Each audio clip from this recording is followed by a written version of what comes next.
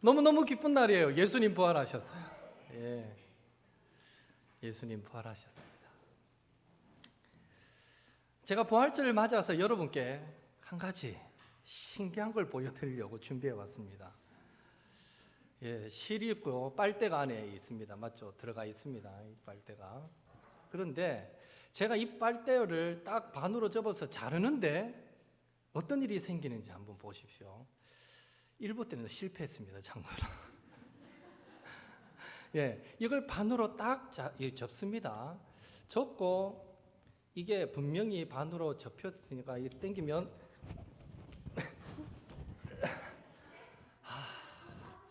이게 실이 빠져야 되는데 안 빠지네요. 빠졌다. 예, 분명히 반으로 접었어요. 분명히 당겨졌는데 자, 이거를 자릅니다. 자르면 분명 이건 실이 끊어졌습니다. 맞죠? 근데 이거를 다시 쫙 붙여서 쫙 세우면 어렵다. 자, 이걸 쫙 당겼을 때 실이 붙어 나옵니다. 오, 놀랍죠? 예, 금방 여러분 막 너무 충격받으신 분이 계신 것 같아요. 어떻게 잘랐는데. 예. 여러분 혹시 금방 제 마술을 보시고, 제가 이 마술을 언제 처음 해봤나 하면 오래전에 유치원 부활주일 설교를 할 기회가 있었는데, 그 어린아이들에게 도대체 예수님 부활을 어떻게 설명할까 고민하다가 죽었다가 살아난 거니까요. 아이들이 그거 말이 안 돼 이럴 수 있을 것 같아서 뭔가 말이 안 되는 마술을 하나 보여주면 쉽게 이해가 되겠다 싶어 보여준 적이 있는데, 여러분 금방 이 제 마술을 보시면서 와, 진짜 실이 끊어졌다가 다시 연결되었네 라고 믿으신 분 계십니까? 아마 한 분도 안 계실 거예요.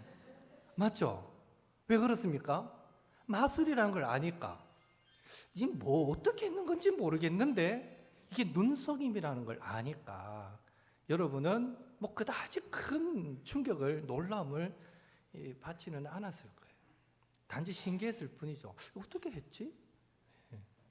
그렇다면 여러분, 예수님께서 죽었다가 다시 살아나신 것, 이거는 이 실이 잘렸다가 붙는 것보다 더 놀라운 일이잖아요. 이 예수님이 죽었다가 살아나신 것, 그거 여러분 믿으십니까? 역시 마술을 보여주고 모르니까 소리가 약합니다. 고민이 되는 거죠. 분명하게 자신 있게 아멘 하지 못하신 분들은 진짜 예수님 죽었다가 살아나신 것 마치 마술처럼 뭐 믿고는 싶은데 그게 진짜 그래 믿어야 되나 하고 아직까지 확신하지 못하기 때문에 아멘 하지 못했을 것이고요. 자신 있게 아멘 하신 분들은 믿습니다. 예수님이 죽었다가 분명하게 살아나신 것을 믿습니다 하는 의미였을 것입니다. 이 부활에 대한 신앙 고백이 우리에게 참 중요합니다. 그래서 한 번 더 여러분에게 묻습니다. 예수님께서 정말 죽었다가 살아나신 것 여러분 믿으십니까? 네, 여러분 모두 아멘이라고 답하셨어요. 그렇다면 이제 불신자들을 위해서 이어지는 질문에도 우리는 대답할 준비를 해야만 합니다. 그렇다면 우리가 부활을 사실이라고 믿는, 저와 여러분이 부활을 사실이라고 믿는 증거가 무엇이냐라는 것입니다. 그렇게 물어올 수 있잖아요. 세상 사람들이 예수님 살아났다며 증거 대봐라 물을 수 있잖아요. 저와 여러분이 예수님이 죽으셨다가 살아나신 것을 믿습니까? 할 때 아멘 했어요. 그러면 증거 대봐라 했을 때 우리는 어떻게 말할 것인가 라는 것이죠. 오늘 우리는 과학이 진리라고 믿는 시대를 살아가고 있습니다. 그래서 세상 사람들은요, 부활뿐 아니라 기독교 자체를 어떤 공적인 진리나 객관적인 사실로 보기보다는 개인적인 신념이나 주관적인 가치로 여깁니다. 그래서 우리 그리스도인들을 향해서 야, 믿으려면 혼자 믿지 자꾸 다른 사람들에게 믿으라고 강요하지 마라, 이렇게 말하는 것이죠. 만약 기독교가 세상 모든 사람들이 생각할 때 이거는 객관적 진리야 라고 생각한다면 무조건 하고 믿으라 그래야 되겠죠. 이제 세상 사람들이 기독교를 대할 때 이건 개인적인 그런 주관적인 신념이고 가치지 객관적인 사실이 아니야 라고 생각하니까 믿으려면 네 혼자 믿지 자꾸 믿으라고 얘기하지 마라 라고 얘기한다는 것입니다. 그러나 중요한 사실은 성경은 기독교를 개인의 주관적 체험에 그치는 종교가 아니라 공적인 진리고 역사적인 사실임을 증명하라라고 우리 성도들에게 요구하고 있다는 것입니다. 6.25 전쟁이 역사적 사실이듯 부활도 눈속임이 아니라 분명한 역사적 사실임을 증명하기를 요구하고 있습니다. 그래서 베드로도 이렇게 말했습니다. 베드로전서 3장 15절 같이 읽겠습니다. 너희 마음에 그리스도를 주로 삼아 거룩하게 하고 너희 속에 있는 소망에 관한 이유를 묻는 자에게는 대답할 것을 항상 준비하되 온유와 두려움으로 하고. 그렇다면 왜 부활이 실제로 발생했던 사건임을 증명하는 것이 중요하겠습니까? 만약 부활을 증명하지 못하면 부활의 목격자인 사도들이 기록했던 신약 성경과 그리고 부활하신 예수님이 장차 오실 메시아라고 예언했던 구약 성경, 그러니까 성경 전체가 사실로 이루어진 역사가 아니라 허구로 이루어진 소설이 되기 때문입니다. 부활을 증명 못하면 성경은 소설이 되어버리는 거예요.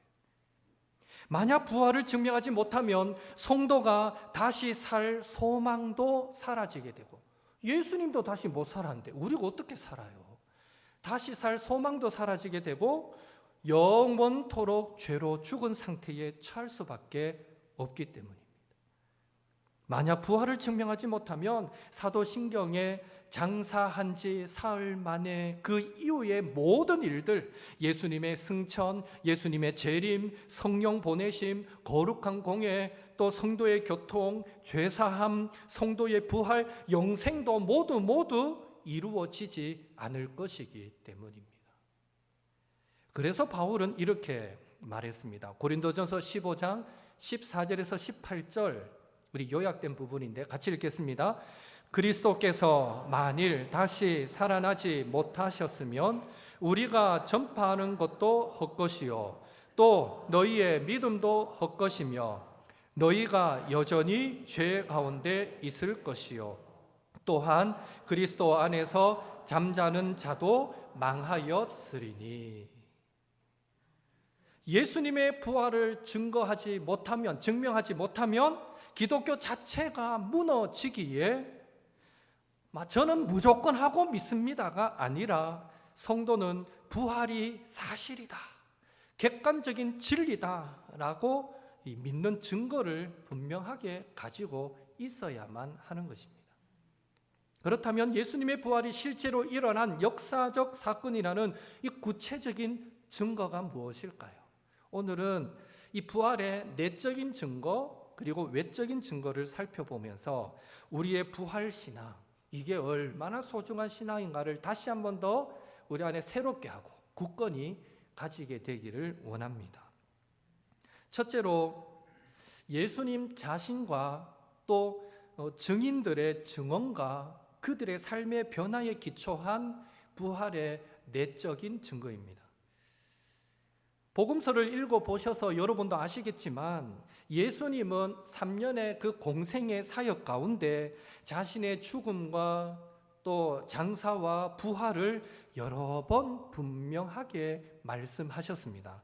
변화산에서 변형되신 후에 예수님은 제자들에게 인자가 장차 사람들의 손에 넘기워 죽임을 당하고 제3일에 살아나리라 라고 말씀하셨습니다.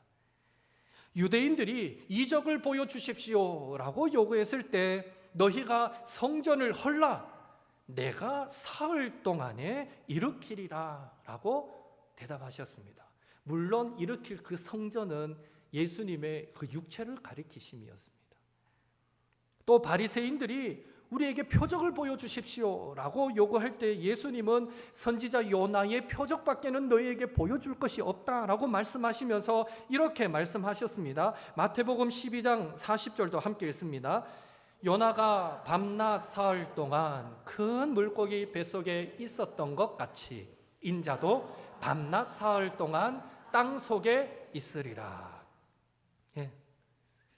그뿐만이 아닙니다. 요한복음 8장 28절을 보면 예수님은 바리새인들을 향해서 너희가 인자를 든 후에 내가 그인 줄을 알리라 라고까지 말씀하셨습니다.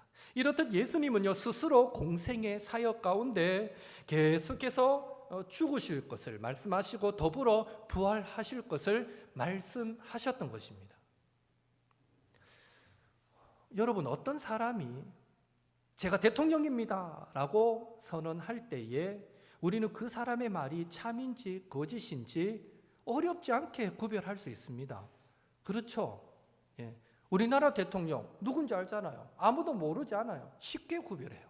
그런데 그 사람이 대통령이 아니면서도 대통령이라고 주장하면서 제가 국가 발전 좋은 계획을 하나 가지고 있습니다 라고 말한다면 어느 누구도 그 사람의 말의 권위를 인정해 주지 않을 것입니다.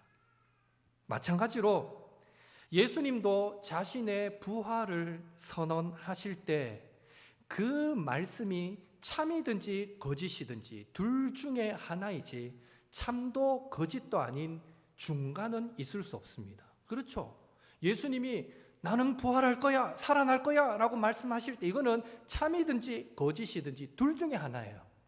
그런데 만약 예수님이 부활하지 못하셨다면 예수님이 아무리 이 땅을 살아가시는 동안 하나님의 사랑을 입증해 보이고 또 자기 희생적인 삶으로 본을 보여주셨다고 하더라도 결국 사람들은 마지막에 가서 예수님을 스스로 어리석은 주장을 펼치다가 죽었던 사람으로 평가절하할 것입니다. 평소 살아계실 때 나는 죽었다가 살아날 거라고 그렇게 말했는데 정작 살아나지 못한다면 아이고 다 헛소리였네 라고 사람들은 생각하게 된다라는 것이죠. 심지어 예수님은 자신을 믿으면 자신의 말을 지키면 영생할 것이다 라고까지 말씀하셨으니 부활하지 못하셨다면 사람들은 쥐도 살지 못했으면서 하면서 예수님을 망상에 사로잡혀서 헛된 주장을 펼치다가 죽은 사람으로 한마디로 미친 사람으로 평가하고 만다라는 것입니다. 부활이 없다면 그렇습니다. 그러나 놀랍게도 오늘날 전 세계 인구의 3분의 1, 26억 명의 사람이 예수님을 믿고 있습니다. 심지어 그들은요, 예수님을 직접적으로 만나지도 못했고 두 눈으로 보지도 못했음에도 모두 예수님을 구원자로 고백하고 있고요. 예수님의 성육신도, 동정녀 탄생도, 죽으심과 부활도, 그리고 승천도, 장차 재림하여 오실 것도 모두 믿고 있습니다. 어떻게 이런 일이 가능할까요?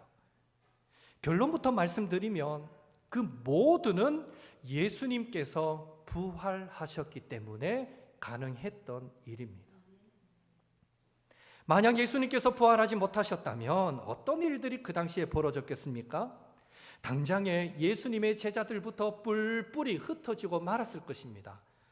아유, 내가 눈에 뭐가 씌어도 단단히 씌었었지 하면서 자신들은 부끄러워서 다시는 예수님의 이름을 입에 담지도 못했을 것입니다. 예수님이 죽으신 것으로 끝났다면, 부활하지 못했다면 그렇다는 거예요.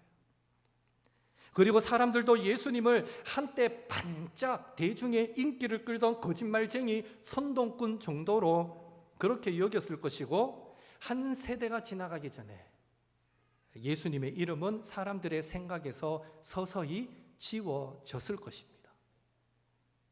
그러나 사도 요한은요, 요한복음을 기록하면서 예수님께서 유대인에게 하신 그 부활의 주장, 내가 3일 만에 살아나리라 하셨던 그 부활의 주장과 관련하여 이런 해석을 요한은 달고 있습니다. 요한복음 2장 22절 함께 읽겠습니다. 죽은 자 가운데서 살아나신 후에야 제자들이 이 말씀하신 것을 기억하고 성경과 예수께서 하신 말씀을 믿었더라. 아멘. 무슨 말입니까? 사도들도 처음에는요, 유대인들처럼 예수님의 부활을 믿지 못했다는 것입니다. 예수님께서 잊을만 하면 한 번씩 나는 죽었다가 살아날 거야 라고 말씀하실 때 속으로, 마음속으로 제자들은 또 저런 말씀하시네 하고 예수님의 부활 그 선포를 흘려 들었을 것입니다. 그래서 제자들은요, 예수님이 부활하겠다는 말씀조차도 기억 못했던 거예요. 그런데 정작 예수님께서 살아나셔서 자신들의 눈앞에 직접 찾아오시니까, 그 부활을 목격하고 나니까 그제서야 이전에 예수님께서 하신 그 부활의 말씀을 기억하였을 뿐 아니라 성경, 즉 모세오경과 하나님 예수님께서 하신 모든 말씀까지 믿게 되었더라라는 것입니다. 부활이 이 제자들의 놀라운 변화를 만들었던 것입니다. 어디 믿었다 뿐이겠습니까? 예수님의 부활을 목격한 사도들은요, 놀라운 변화를 체험하죠. 여러분, 예수님이 막 십자가에서 돌아가셨을 때 그때 제자들의 모습은 어땠는지 아십니까? 유대인들이 두려워서 한 곳에 모여서 문을 꼭꼭 걸어 잠그고 숨어 지냈습니다. 그들의 모습은 한마디로 극도로 위축된 모습이었습니다. 그러나 오순절 성령 강림 사건을 체험한 제자들은요, 생명을 무릅쓰고 예수님을 전하는 자들이 되었습니다. 어떻게 이런 변화가 가능했겠습니까? 어떻게 이런 담대함을 보일 수 있었겠는가라는 것이죠. 물론 오순절 성령 강림의 그 임재를 경험하기도 했지만 그 이전에 예수님의 부활을 자신들의 눈으로 직접 목격했기 때문입니다. 그래서 베드로와 요한도 사내들인 공회에 붙들려서 다시는 예수의 이름으로 전하지 마라 라고 협박받았을 때에 이렇게 선언했던 것입니다. 사도행전 4장 19절 20절 같이 읽겠습니다. 베드로와 요한이 대답하여 이르되 하나님 앞에서 너희의 말을 듣는 것이 하나님의 말씀을 듣는 것보다 옳은가 판단하라. 우리는 보고 들은 것을 말하지 아니할 수 없다 하니. 우리는 보고 들은 것을 말하지 아니할 수 없다 하니. 이 얼마나 확신에 찬 고백입니까? 우리는 보고 들은 것을 말하지 아니할 수 없다. 예수님을 모른다고 3번이나 부인했던 그때와 180도로 달라진 베드로의 모습입니다. 여러분, 사람들 욕먹는 거 좋아하지 않습니다. 여러분 중에 혹시 나는 욕먹는 거 좋은데 이런 분 계세요? 아마 한 분도 없을 거예요. 그래서 내가 화장품을 누구에게 소개해줘도요, 먼저 써보고 야, 이거 바르니까 기미도 사라지고 주름도 없어지는 것 같고 피부도 밝아지고 너무 좋더라. 써보고 검증이 돼야 주변 사람에게 화장품도 소개해 줍니다. 그렇잖아요. 청년들을 보면서 자 결혼해야 될 텐데 싶어서 누군가를 소개해 주려고 할 때에도요, 내 안에 먼저 이 사람 정도면 내가 소개시켜줘도 되겠다라는 확신이 내 안에 먼저 있을 때 그 사람을 소개시켜 주게 됩니다. 괜히 잘못 소개시켜줬다가 욕먹으면 안 되잖아요. 그런 의미에서 하물며 목숨을 걸고 예수님을 전해야 한다면 더더욱 예수님에 대한 분명한 확신 없이는 불가능한 것입니다. 그런 의미에서 죽었다가 다시 살아나신 예수님을 목격한 것이 침체되었던 제자들의 그 심령에 마치 휘발유를 막 뿌리고 불을 붙이는 그런 효과를 발휘하게 되었던 것입니다. 예수님의 부활을 목격한 사도들, 그들은요, 그 순간부터 죽으면 죽으리라는 각오로 예수님이 부활하셨다는 것을, 예수님이 구원자가 되신다는 것을 전하는 자들로 변화되었던 것입니다. 예수님의 부활을 목격한 사람은요, 사도들뿐만이 아닙니다. 고린도전서 15장 6절도 함께 읽습니다. 그 후에 500여 형제에게 일시에 보이셨나니 그 중에 지금까지 대다수는 살아있고 어떤 사람은 잠들었으며. 사도 바울은 500명의 형제들도 일시에 한 번에 동시에 예수님의 부활을 목격했고 그들 중에 대다수가 살아있다라는 진술을 남겼습니다. 바울이 바보가 아닌 이상 금방 들통날 거짓말을 기록하지 않았을 것입니다.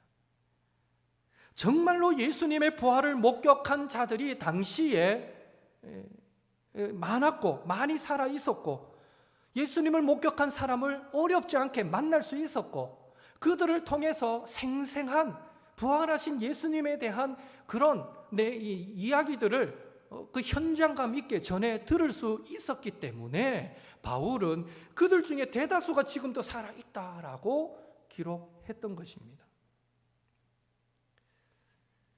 어떤 사람들은요, 500명의 사람들이 일시에 예수님을, 부활하신 예수님을 목격했다라고 되어 있으니까 그들이 너무너무 예수님을 보고 싶어 한 나머지 집단적으로 체면 현상에 걸려서 예수님을 본 것처럼 되었다라고 주장하는 사람들도 있어요.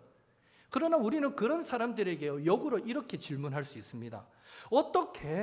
어떻게 집단 체면 현상에 걸린 자들 때문에 초대교회 때 한 번에 3,000명이 회개하고 예수님을 믿게 되었고 수없이 많은 사람들이 예수님께 돌아오게 되었냐라는 것입니다. 그만큼 사람들이 어리숙한가라는 것입니다. 아니잖아요. 여러분 생각해 보십시오. 내가 봐도 저 사람 지금 제정신이 아닌 것 같아. 근데 그 사람들이 하는 말 여러분 믿고 따라 하겠어요? 절대 안 하죠. 사람들이 절대 어리숙하지 않습니다. 예수님이 살아났다 그런 말을 들으면요, 아마 믿기 전에 2번, 3번 확인했을 겁니다. 만났다는 사람을 또 찾아가 보고 진짜 그런가 들어보고 이 사람 말 다른가 저 사람 말 다른가 싶어가 검증도 해보고 얼마나 노력했겠습니까? 정말 예수님을 500여 형제들이 예수님을 만났고 부활하신 예수님을 체험했고 그 목격한 바를 생생하게 확신 있게 증언하니까 그 증언을 듣던 사람들도 예수님을 믿는 믿음이 생기게 되었던 것입니다. 그거 아니고는 어떻게 설명할 방법이 없어요. 그렇게 부활의 예수님은 계속해서 입에서 입으로 전해졌고 예루살렘을 넘어서 사마리아와 땅끝까지 전 세계로 퍼져갔으며 시대를 초월하여 모든 역사 가운데 전해져서 오늘 전 세계 3분의 1의 사람이 예수님을 주로 고백하고 저와 여러분도 지금 예수님을 주로 고백하고 있게 된 것입니다. 애초에 예수님의 부활이 없었다면 이 모든 일들은 불가능했다라는 사실을 우리는 기억해야 합니다. 부활이 없으면 불가능했어요. 둘째로 유대 로마 역사가를 통한 부활의 외적인 증거도 잠시 살펴보겠습니다. 1세기 말에 유대 역사가 요세푸스는 유대교회사라는 이 책을 썼는데 그 책은요 로마 왕실을 위해서 쓴 책이에요.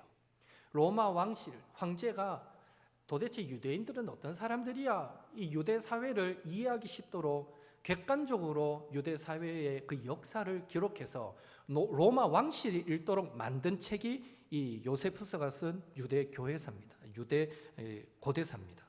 그런데 그 책에 보면 오늘 우리 눈이 번쩍 뜨이게 만드는 그런 기록이 남겨져 있습니다.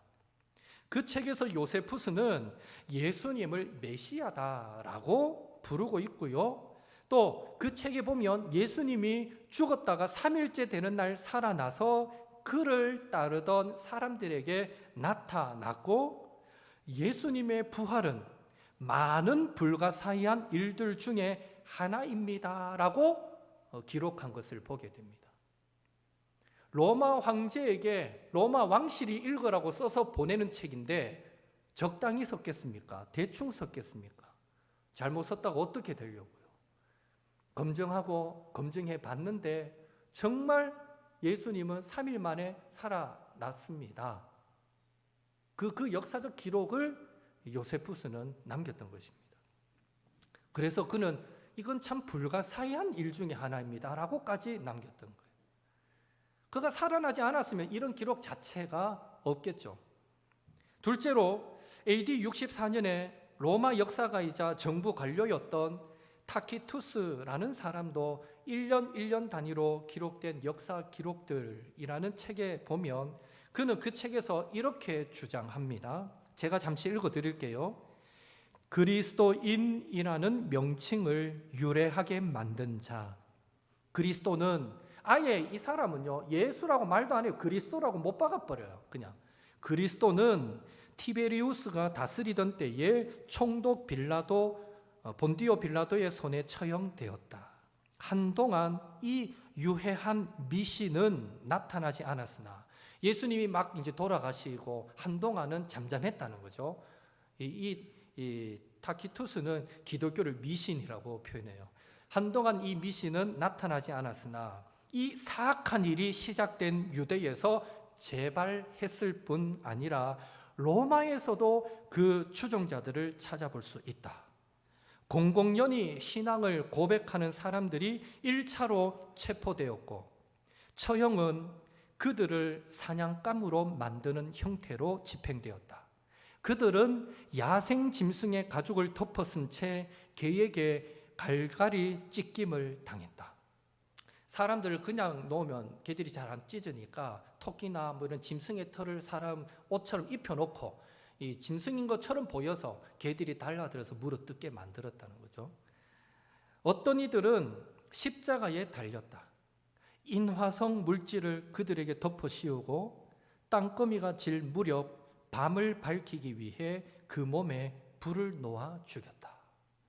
AD 64년에 기록된 그 역사책에 남아있는 내용입니다.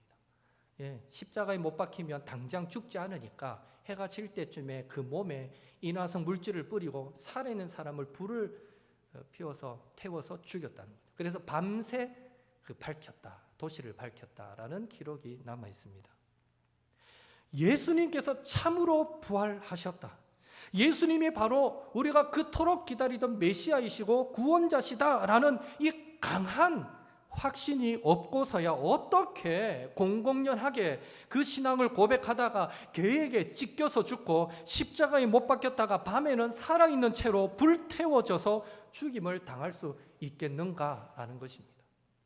여러분 그 확신 없이 여러분 어떻게 우리라도 그렇게 못해요. 저라도 그렇게 못해요. 그 확신 없이는.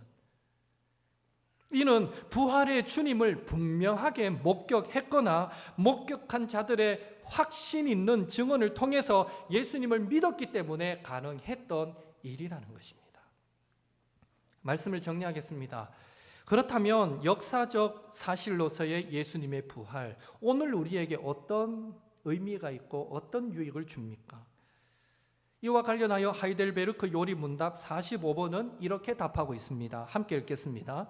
첫째, 그리스도는 부활로서 죽음을 이기셨으며 죽음심으로 얻으신 의에 우리를 참여하게 하십니다. 둘째, 그의 능력으로 말미암아 우리도 이제 새로운 생명으로 다시 살아났습니다. 셋째, 그리스도의 부활은 우리의 영광스러운 부활에 대한 확실한 보증입니다. 여러분, 우리나라 기독교 역사가 예수님의 부활과 아주 밀접한 관련이 있다는 사실을 알고 계십니까? 19세기 말 우리나라는 1884년에 갑신정변이 일어나 매우 혼란스러웠습니다. 국제적으로도 당시 조선은 아주 위험하고 어두운 황무지와 같은 나라였다라고 보았습니다. 그래서 선교사들조차도 19세기 말에는 우리나라에 들어오려고 하지 않았는데요. 그때 2명의 미국 선교사가 담대하게 지원해서 1885년 4월 5일 인천 제물포항에 도착하고 처음으로 이 땅에 복음이 전해지게 되었습니다. 그 두 명의 선교사들은 바로 언더우드와 아펜젤러 선교사입니다. 그런데 놀랍게도요, 그들이 우리나라에 처음으로 도착한 그날 1885년 4월 5일은 바로 부활주일이었습니다. 본국으로 보내는 첫 선교 편지에서 그들은 다음과 같이 보고하고 있습니다. 우리는 부활주일에 이곳에 왔습니다. 죽음을 이겨내고 부활하신 주님께서 이 땅의 결박도 끊어주시고 많은 사람을 빛과 자유의 세계로 인도해 주시기를 저희는 기도하고 있습니다. 그들의 그 기도가 응답된 줄 믿습니다. 부활의 믿음이 두 젊은이들을 죽음에 굴하지 않고 복음에 헌신하도록 만들었고요, 예수님의 부활을 기념하는 날이 대한민국이 영적으로 죽었다가 다시 살아나는 축복의 시작이 되었다라는 것입니다. 바라기는 우리가 사도신경을 통해서 반복적으로 장사한 지 사흘 만에 죽은 자 가운데서 다시 살아나시며를 고백할 때마다 부활의 내적인 외적인 증거들을 기억하시고 예수님께서 다시 살아나셨다는 이 사건이 소설 같은 지어진 허구의 얘기가 아니라 역사적인 사실이다라는 사실을 분명하게 믿고 고백하시는 우리 옥토의 성도님들이 되시기를 예수님의 이름으로 축복합니다.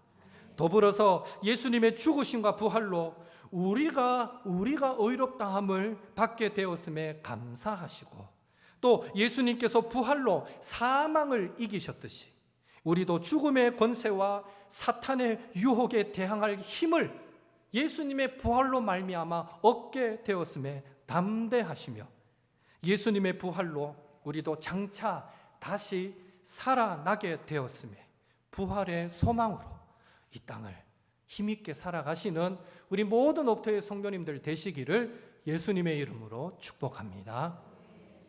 이 시간 우리 나눈 말씀 붙잡고 함께 통성으로 기도하겠습니다. 하나님, 예수님께서 죽으셨다가 다시 살아나셨다는 이 부활 사건, 이것은 막연하게 믿을 사건이 아니라 확실하게 역사적인 사건이고 진리고 객관적인 그런 사건이라는 사실을 우리부터 확신하게 도와주시고, 누가 우리에게 믿음의 소망이 무엇이냐 묻는다면 부활하신 예수님이십니다라고 분명하게 전할 수 있는 믿음을 주시고, 이후로 우리가 더 강하고 담대하게 이 땅의 주님의 자녀로서 살아가는 주의 백성들 되게 도와주옵소서. 이 부활의 아침에 이 부활의 믿음이 우리에게 주는 이 유익이 우리 한 사람 한 사람 심령에 넘치게 하여 주옵소서 기도하시고요, 또 한 주간의 삶의 승리를 위해서 바로 이어질 우리 성례식을 위해서 함께 우리 통성으로 기도하겠습니다. 사랑의 하나님, 주님 은혜 감사드립니다. 아버지여, 오늘 부활주일을 맞이하여 예수님께서 죽으셨다가 3일 만에 살아나셨다는 사실을 우리가 말씀을 통하여 역사적인 사건임을 우리가 잠시 살펴보았습니다. 하나님, 오늘 우리들이 이제껏 신앙생활을 하면서 예수님을 나의 구주로 믿습니다 고백은 하였지만 정말 주님이 죽으셨다가 다시 살아났는가, 이 부활 사건을 두고 막연하게 믿고 있었다면 하나님, 오늘 이 시간을 통해서 우리의 그 주님이, 우리가 믿는 예수님이 죽으셨다가 분명하게 살아나셨고 그 부활하신 사건을 많은 목격자들이 분명히 전하였고, 그 전한 말씀을 듣고 수많은 사람들이 예수님 앞으로 돌아왔고, 그 사람들이 전 세계로 흩어져서 복음을 전하고 그 복음이 오늘 우리에게까지 왔다는 사실을 기억하여서 하나님, 우리의 신앙이 그저 개인적인 주관적인 그런 가치에 그치는 신앙이 아니라 아버지, 온 인류가 믿어야 할 객관적인 진리요 역사적인 사건이라는 사실을 우리가 분명히 확신하게 도와주시고, 이 확신을 갖고 우리가 더욱 담대히 이 땅을 살아갈 수 있도록 주여 인도하여 주시옵소서. 누가 우리에게 부활의 소망이 무엇이냐라고 묻는다면, 그 증거가 무엇이라고 묻는다면 우리가 분명하게 말할 수 있게 도와주시고, 하나님, 우리가 확신 있는 신앙을 갖고 이 땅을 달려가게 될 때에 우리를 통해서 더 많은 사람들이 주님께로 또 돌아오는 역사가 있도록 주여 인도하여 주시옵소서. 하나님, 이 시간 이후에 우리 성례식 가운데도 함께 하시고 학습 또 입교 유아세례 임하는 모든 이들이 하나님의 놀라운 은혜를 받아 누리게 도와주시며, 더불어 그러므로 주여 간절히 소망합니다. 흩어져 살아가는 한 주간의 삶도 지켜주셔서 이 한 주간의 삶이 부활의 주님과 동행하며 아버지 확신 가운데 승리하며 살아가는 복된 삶이 되도록 아버지여 인도하여 주시옵소서. 믿고 의지하오며 예수님의 이름으로 기도하옵나이다. 아멘. 사랑의 하나님, 부활의 아침 우리의 부활 신앙을 다시 한 번 더 막연한 신앙이 아님을 확신하게 하시고 분명한 역사적 사건이요 객관적 진리였음을 우리로 확신하게 하시니 감사드립니다. 이후로 우리가 부활하신 주님을 더 분명하게 고백하게 도와주시고 누가 우리의 소망을 묻는 자들이 있다면 부활하신 예수님을 담대히 증거할 수 있는 저희들 모두가 되도록 인도하여 주시옵소서. 주님의 부활로 우리 역시 장차 죽었다가 다시 살아날 소망을 갖게 되었다는 것, 주님의 부활로 우리가 영생을 소망하게 되었다는 사실도 기억하게 도와주시고 부활하신 주님이 우리에게 얼마나 큰 소망이 되는가를 잊지 않으며 늘 주님의 십자가와 부활을 자랑하며 살아가는 저희들의 삶이 되게 도와주시옵소서. 믿고 의지합니다. 예수님의 이름으로 기도합니다. 아멘. 이제 성례식